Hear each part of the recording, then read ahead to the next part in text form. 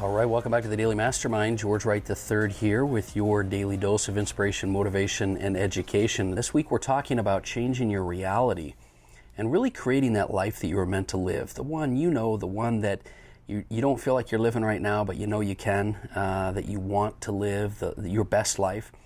Well, Think and Grow Rich is definitely the ultimate guide to helping you to take control of your life and really craft a plan to do that. And so we've been talking about that because there's a proven roadmap inside Think and Grow Rich. It's 17 chapters or sections that really talk to you. They lead you and they guide you into creating this amazing plan in order to get results and execute on a plan that's going to take you where you need to be. So yesterday we talked about the first 3 chapters, which was desire, faith, and autosuggestion or affirmations.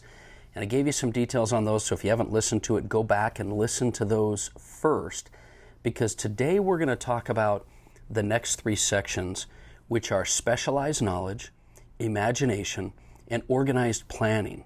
Specialized knowledge, imagination, and organized planning. Now, I want you to do me a favor. I want you to, whatever you're doing right now, I want you to just take a few notes or think about this from the standpoint of how important it is in creating a life of fulfillment as well as getting the results that you want in whatever area it is. It might be your business, relationships, communication, it might be your personal, your fitness, whatever it is in your life. Because this is the detail. This is some of the detail that's going to be real critical for you. As you've looked at, and we talked about yesterday, this idea of finding a burning desire and choosing faith, and then creating these auto-suggestions to kind of help program your subconscious mind to guide you where you want to be. Now we're going to talk today, the next section is specialized knowledge. Now, you know this already, but to be successful in anything, you're going to need specialized knowledge. You're going to need a knowledge that goes deep into an area that you're working on. It amazes me how many people work in areas that they're competent in, that they might even be excellent at, but maybe not passionate about. But they haven't really drilled deep into this specialized knowledge. And I'm going to take a little break here to just kind of remind you that I believe the best thing you could do is work in the area or that quadrant of your unique talent, which is something you're excellent at and passionate about. And it's interesting how you can become passionate about stuff you learn more about. But knowledge, we've always been told throughout our life, is power. And that's not true. Knowledge is not power. Only knowledge that is organized, and as Napoleon Hill puts it, knowledge that's organized into a definite plan and directed to a specific path, right? So you've got to have knowledge that's directed to a plan of action and with a goal or a path to attribute it to. And so I want you to really, truly identify what it is, what specialized knowledge or skill or talent or technique or strategy you need to go deep into that's going to help you to accomplish your goals. What it is you desire, the thing you're trying to accomplish in your life. Figure out what you need and go get that knowledge. And it's not good enough nowadays to think you know the knowledge. You've got to stay relevant. You've got to stay up to date. And don't become one of those individuals that just is constantly learning. You've got to be learning in the area you need, and you've got to be concise, and you've got to make specific time for it. So realize that you can set aside time every day to find out more or learn more about what you need. Take whatever courses that are offered on your subject or find the best resources for that topic that are concise. And then associate with people. This is another way to get that knowledge. Associate with people who you know that are excellent or excel or have gotten results in those areas. But, one thing you might not have thought about is make sure that when it comes to specialized knowledge, you get help from your mastermind group, which we'll talk about more tomorrow, but get help from people that are pursuing a common path, that are experts, that are good at what they do, but are in that same vein that you're working in. I love this quote by Frank Lloyd Wright that says, "The human race built most notably when limitations were greatest, and therefore when most was required of our imagination in order to build at it." So our limitations are going to be blocks that we have for accomplishing our goal. And so you've got to get innovative. You've got to be imaginative. You've got to be willing to learn. And lifelong learning is a key, right? One of our prosperity pillars. But the key here is to remember that knowledge is not power, only the application and the action of the knowledge is the key. So what are you doing right now, and what do you need to do to extend your specialized knowledge in that area? That's really important. The next section is on imagination. And I love this because one of my favorite quotes from Napoleon Hill is, "Whatever the mind of man can conceive and believe, it can achieve." And I love that because I do believe your imagination is one of your most powerful gifts and resources. You can create anything you desire or imagine, because at the end of the day, everything in life, everything in this world was first created in the mind. And the only limitation that you're going to have in life, think about this for a minute. The only limitation you're going to have in life is the limitations you put on your own mind and imagination. So drilling in this concept, I want you to understand that building your imagination and your visualization is so important. It's so powerful because it's the starting point of everything you're going to create. We should constantly use our imaginations to think of ways to do things better. Look at what change. Look, everything in life is inevitably going to change. Think about and find ways to use your imagination to adopt and adapt to those changes and bend them in the direction that you desire. You know, in our current difficult times, it's interesting to note that Napoleon Hill emphasizes that we should treat limitations as our best friend, because that's what's going to require our imagination to rise above them. You know, Ryan Holiday talks about the obstacle is the way, but the only way through this obstacle is outside your comfort zone and using your imagination. So this is a section that I think is very important to you to prioritize this idea of visualization and imagination, because visualization is that critical process where you use your imagination. It's like a muscle. You've got to use your imagination in order to truly perfect it. So that's the next section. And then the last one I want to kind of mention and talk to you about today is organized planning. So, you know, you have your desire and you've applied faith and you've got your affirmations that are helping to program your mind. You're digging deep into your specialized knowledge and you're applying your imagination, which is kind of that fuel and creative fuel you're going to use. But now it comes down to the plan.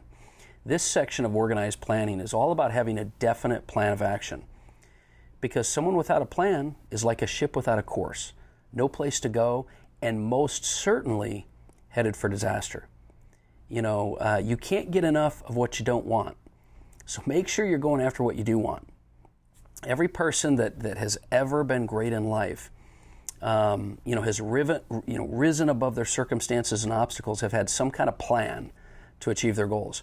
And when you devise your plan, get the assistance of other people in your mastermind group, which we'll talk about more tomorrow, like I said.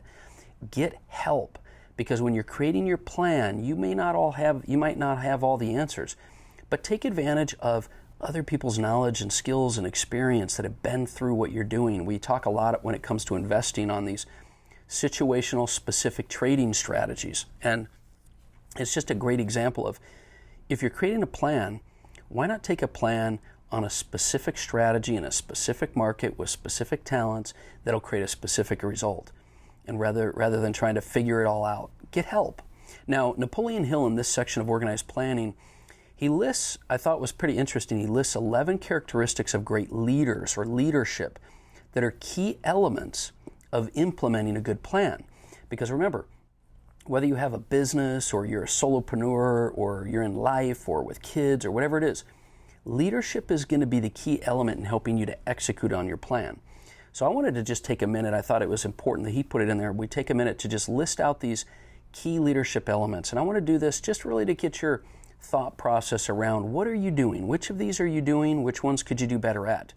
These 11 characteristics of leaders and leadership that will help you to execute your plan specifically. And the first one is unwavering courage. It's going to take courage for you to implement your plan. The second one is self-control. I can't tell you how difficult this one is for me, self-control, because you know what you want, but you've got to have self-control. The third is a keen sense of justice. I think that idea of justice, integrity, ethics, it's such an important role when it comes to implementing your plan. You can't just bulldoze over, and you've got to have that fair mindset, right? The fourth leadership trait is definiteness of direction. I can't tell you how many people I've worked with that don't have a clear direction of where they're going, and that's a very weak leader.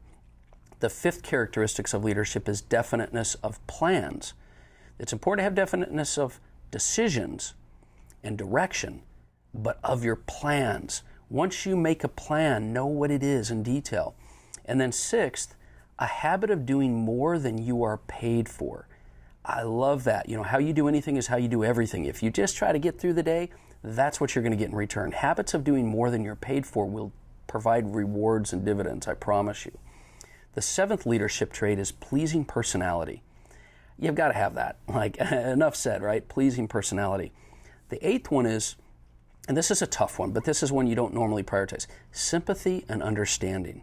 It's like Stephen Covey said, seek first to understand, then to be understood. Sympathy and understanding. And number 9, mastery of detail. Now, a lot of visionary leaders don't have mastery of detail, but I think if you're executing on a plan, mastery of detail is critical. The 10th leadership trait is willingness to assume full responsibility. A leader has to take responsibility, and you are the leader of your life, your business, your relationships. Be willing to assume full responsibility. The 11th and final leadership characteristic that I believe will help you, and Napoleon Hill talks about will help you to implement your plan, is cooperation. Cooperation, meaning working well with others, finding ways to adjust and adapt, finding ways to work together. Cooperation. So here's the deal. I think these chapters done a really good job of the strategy and tactics, more of the digging deep into what you need to do. So I want to kind of just give you a quick review. Desire is where you're going to create that vivid picture of what you want and create something you want, that, burning desire. And then apply that decision of faith. Before the belief is there, apply your faith, create auto-suggestion, affirmations to guide you there, dig deep into your specialized knowledge, apply your imagination, and create an organized plan. I think you can see how this is absolutely a roadmap for accomplishing your best life and changing your reality. And tomorrow is going to be fire, because I really love the next 3 sections. It's on decision, persistence, and the power of the mastermind. Can't wait to get into that. I'm looking forward to talking with you tomorrow. Do me a favor, share this show. If you've gotten any value at all, share it.